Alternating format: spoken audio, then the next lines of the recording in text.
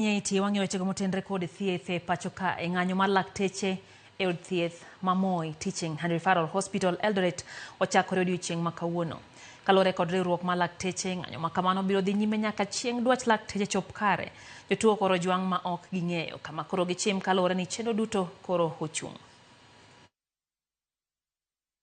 Baadhi ya matakwa hayo ni mojawapo ikiwemo wale madaktari ambao wamekuwa employed on contractual terms.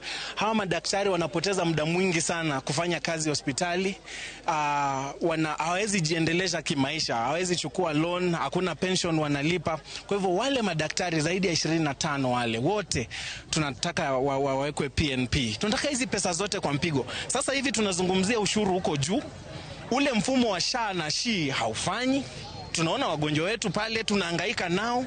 Kwa hivyo tukikuwa pale tunahangaika na hao wagonjwa wetu na ilhali hata sisi wenyewe maisha yetu hayaboreshwi na yule ambaye ametupea kazi, lazima tugome. Sisi kama madaktari tunashangaa kwa nini management ya serikali inakubali tuende mgomo, kwa sababu yale mambo ambayo tunazungumzia si mambo mapya.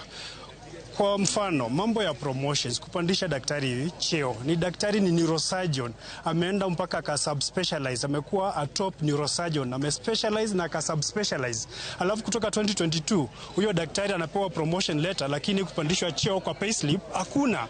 Kwa hivyo inamaanisha kwamba department ya HR kuna shida. Nini uajiri daktari kwa contract for 6 months, na after 6 months unakosa kurenew na renew after another 6 months, na huyo daktari anaendelea kufanya kazi kwa contract kwa almost 5 years. Niko na kijana hapa alianguka na pikipiki. Nilileta wanataka kukata kidole. Sasa amemaliza wiki 2. Na nimefika madaktari wamekoma. Na hiyo kidole imeoza. Sasa nitafanya nini? Hakuna yenye nitafanya. Na mtoto ndio huyo kidole inaoza. Sina pesa, nitafanya nini?